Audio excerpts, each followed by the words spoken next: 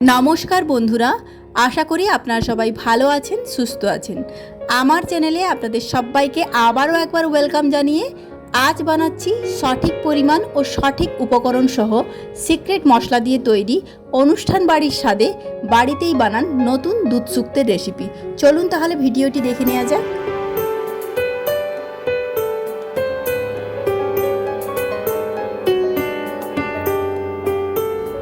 নতুন এই দুধ শুক্তো বানানোর জন্য প্রথম আমরা একটা প্যানের মধ্যে 1 চামচ সরষা, 1 চামচ 5 ফোড়ন হালকা আঁচে নেড়ে নেব।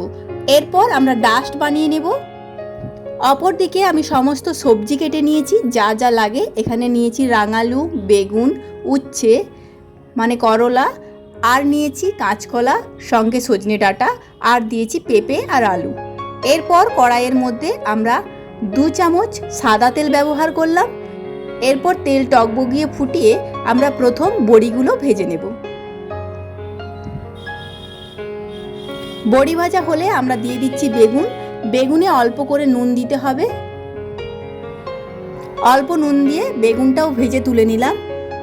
এরপর একে একে দিয়ে দিচ্ছি সজনে ডাঁটা। ডাঁটাগুলো খানিক নাড়িয়ে আমরা ভেজে তুলে রাখবো। এরপর দিয়ে দিচ্ছি করলা। করলাগুলোর এখানে আমি বীজ ছাড়িয়ে রেখেছি, আপনারা চাইলে বীজ দিতেও পারেন।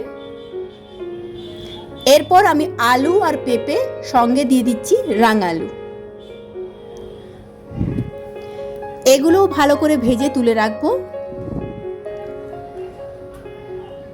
এরপর আমি দিয়ে দিচ্ছি কাঁচকলা।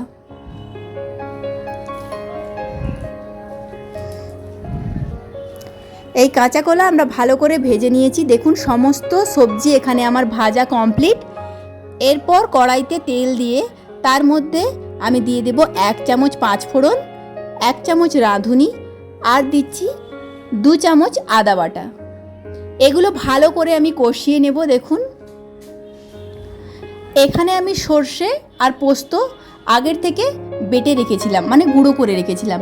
এটাই আমি 2 চামচ এখানে ব্যবহার করলাম। আপনারা চাইলে শিলনোড়াতে বেটে রাখতে পারেন।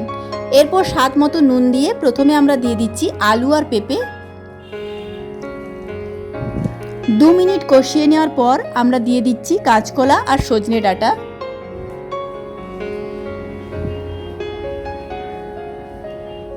এই সমস্ত মশলা কষিয়ে নেওয়ার পর আমরা 1 বাটি দুধ ব্যবহার করলাম। এখানে কিন্তু দুধটা জাল দেওয়া দুধ ব্যবহার করবেন, র মিল্ক ব্যবহার করবেন না। এরপর দুধ ফুটলে পরে আমরা এক এক করে বেগুন, করলা আর বড়িটা দিয়ে আবারও সবজিগুলো মিশিয়ে নেব।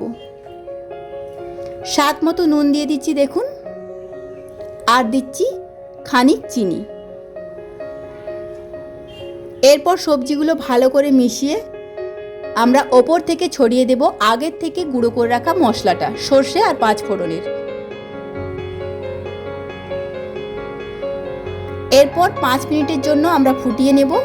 ওপর থেকে দিয়ে দিচ্ছি কাঁচা লঙ্কা চেরা, আর দিচ্ছি 1 চামচ ঘি। যেহেতু এটা 2 জনের জন্য রান্না, তাই আমরা এখানে 1 চামচ ঘি ব্যবহার করেছি। আপনারা পরিবারের সদস্য অনুযায়ী ঘিয়ের পরিমাণটা একটু বাড়িয়ে দেবেন। এরপর ঢাকনা লাগিয়ে 10 মিনিটের জন্য ফুটালেই রেডি আমার অনুষ্ঠান বাড়ির স্বাদে নতুন রেসিপি দুধ শুক্তো। দেখুন গ্রেভির থিকনেসটা কেমন হয়েছে।